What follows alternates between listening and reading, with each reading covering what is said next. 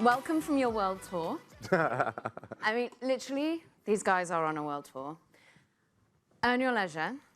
I know that you now call it that. Earn your leisure. Thank you For for all you who pronouncing have it. an American accent. It is always a joy to be with both of you. Thank you for making the time. First, let's just tell the story of how you've built a business around investing, because you are in the business of financial education. You're in the business of media content creators. You're in the business of live events, of children's education, of schools, of vending, of trucking. My goodness, you're diversified, if to say the least. So, Rashad, can you tell us a little bit about just the scale of people you have watching you? How are you interacting with people at the moment? You've got, what, more than 1 million on YouTube? Yeah, 1.3 million on YouTube, 1.3 on Instagram. So I guess, the best way to describe what we have built is a community online of people that's interested in learning about business and financial literacy and investing, kind of democratize it, I think. Yeah. And added a different feel to it, a different spiel, but and been able to communicate and talk to a lot of great people in business at the highest level globally. So, when you look at our platform, started in the classroom here in New York, and now it's grown all over the world. Royal Albert Hall sold that out, and doing shows in Ghana and reaching different parts of the world is extremely humbling. But I think it speaks to the fact that for a very long time, the language of investing in business were only shared for a select few people, held at the top, and the vast majority of people were left out of the conversation. So now, the beauty with the internet and the beauty with technology is that it kind of has broken a lot of barriers. Yeah. So we are a ladder for everybody, but especially people that have been disenfranchised and left out of the conversation for a very long period of time globally. So now they have a voice, and now they have an outlet that they can actually receive information from in real time. And you marry investing with culture, ultimately with entertainment, and with highlighting other content creators. And Troy, you two are collaborators, always have been, went to school together. You were an independent financial advisor, teacher, came together realizing you could be the bigger of the sum of your parts from a global perspective. Whose voices are you raising, and to whom? Who are you, from the demographics of people who are logging into you, inspiring the most, do you think? Yeah, I think we inspire numerous amounts of people. I think what's helped us as far as the collaboration part was realizing that we didn't know everything, and being humble students of a lot of different, asset classes. And so one of the things we found was that let's highlight people who are doing things that can help the everyday person, whether it's that your CPA, whether that's your accountant, whether it's your tax professional, whether it's your real estate broker. These people can help you right now, and they had a lot of value. And so rather than thinking we can only aspire to be a couple of things, let's make these people so valuable that they become superstars in their own right.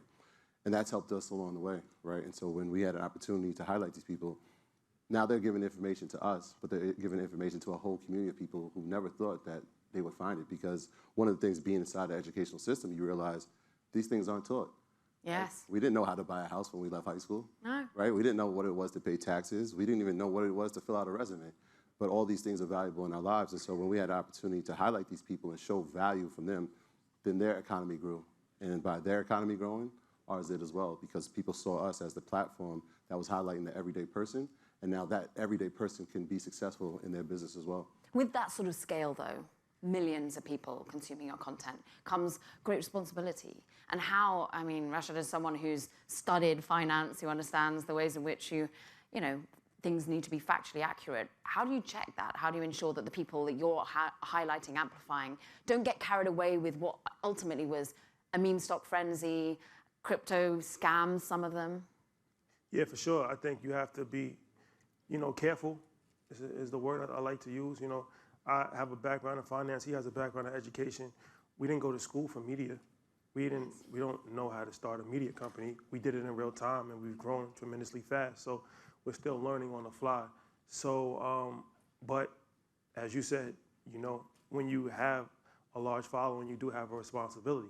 So for us, it's a matter of, using common sense a lot of the times as well, right?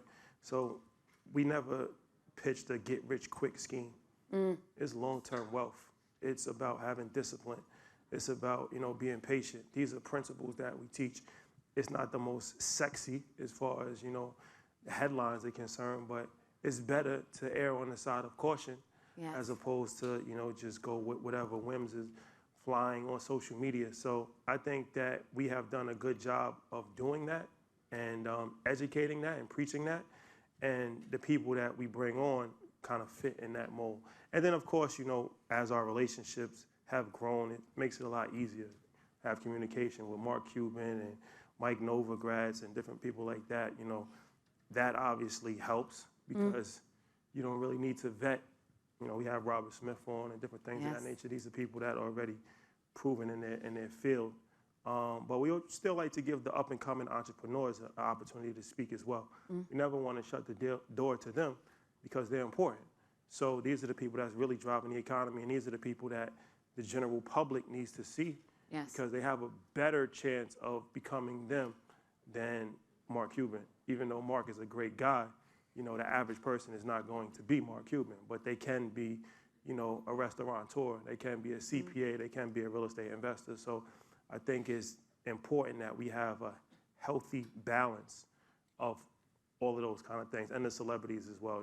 Those are always beneficial conversations. Well, to that point, Troy, it is sexy what you do. You were just saying it's not sexy, but when you've got Diddy on one side and you've got some, Steve Harvey, the interview you do with him, I mean, he sat there with a great, beautiful cigar in backgrounds. And how do you ensure that people see this as aspirational without ultimately losing their head about what is realistic and what should be seen as aspirational, what should be seen as actually real value? Because you guys have real moral values.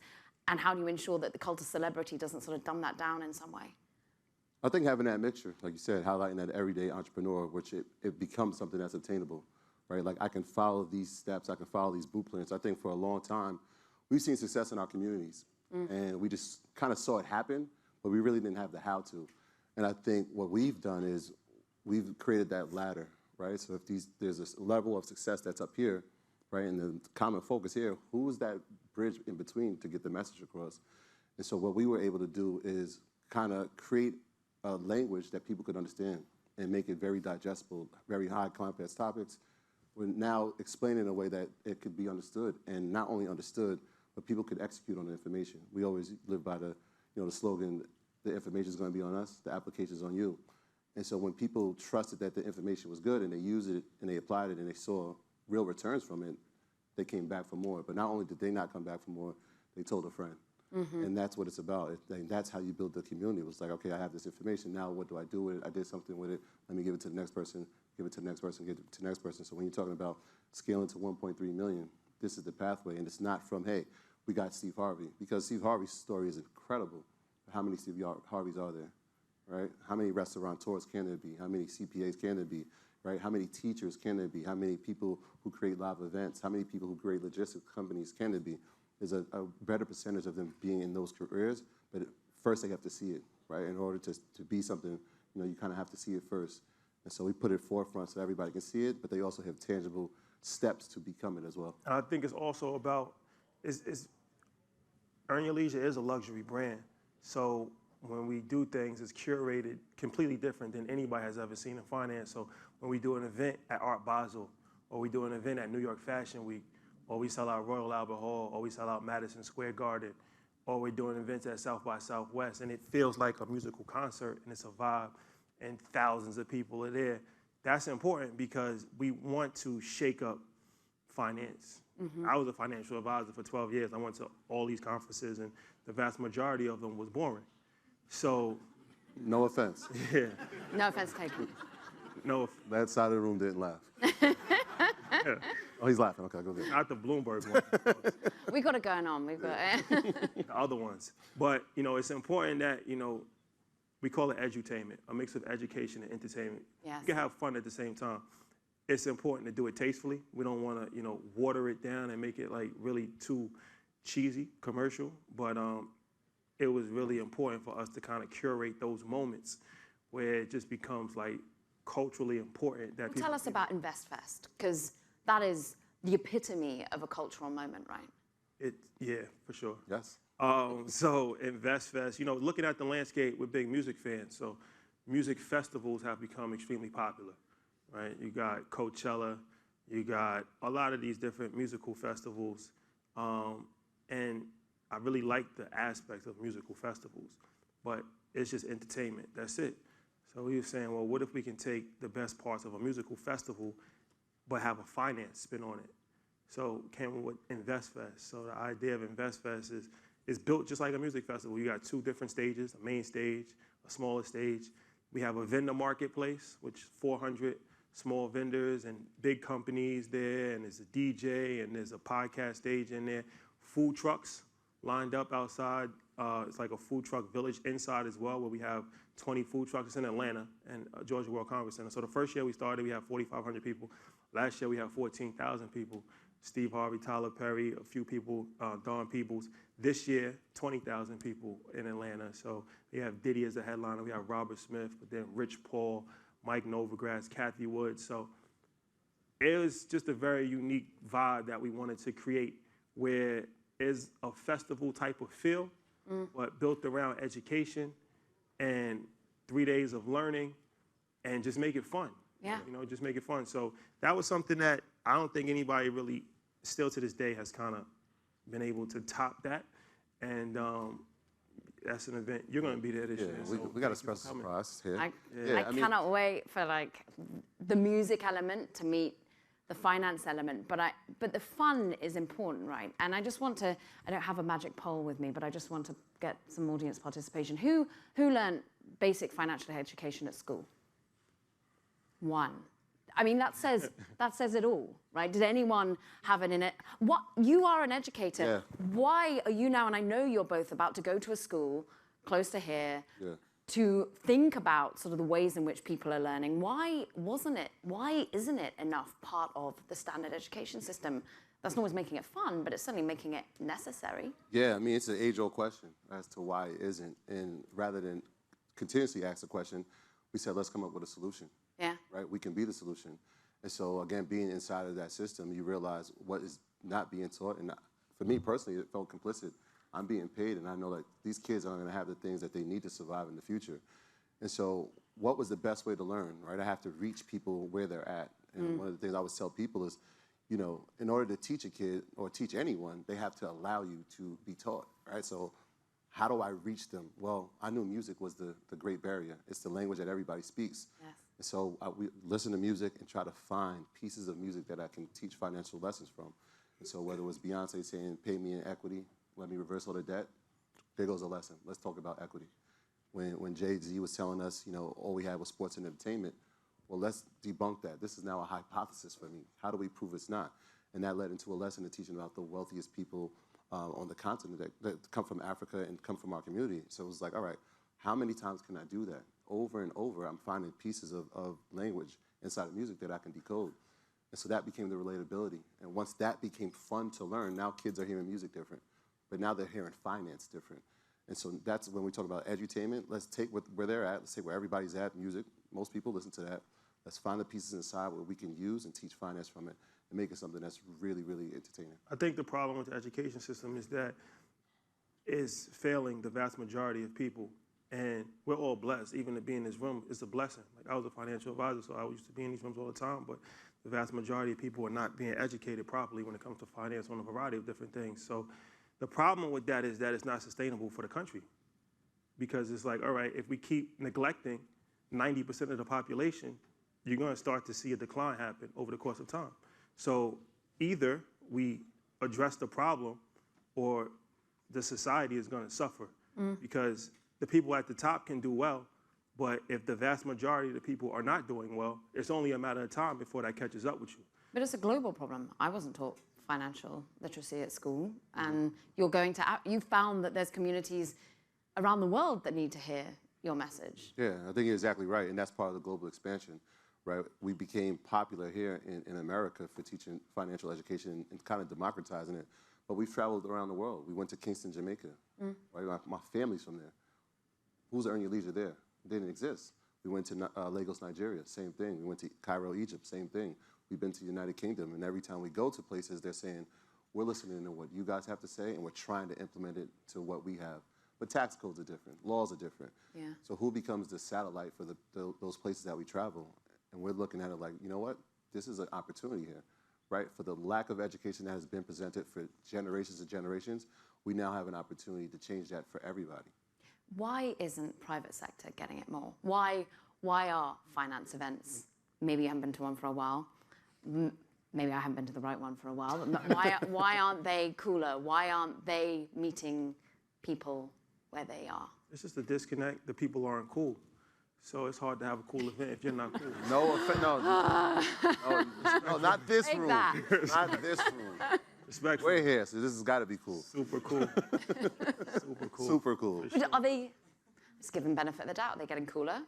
Mike Novogratz, you've deemed cool, like admittedly he's on this like sort of avant-garde on the Yeah, Mike's a tent, on the circumference of finance with crypto. But I think you also have to want to be cool, right? Like it's purposely done to reach a larger. There's a market failure.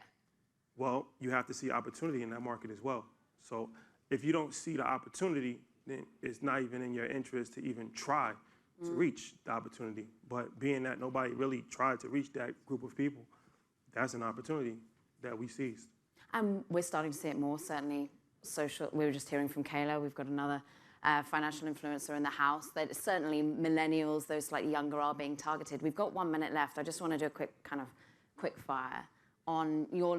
What was your biggest money mistake, Troy, do you think? Biggest money mistake, I was making, I think, $2,400 a month as a teacher assistant, and I wanted to get a new car, BMW 525, I'll never forget it.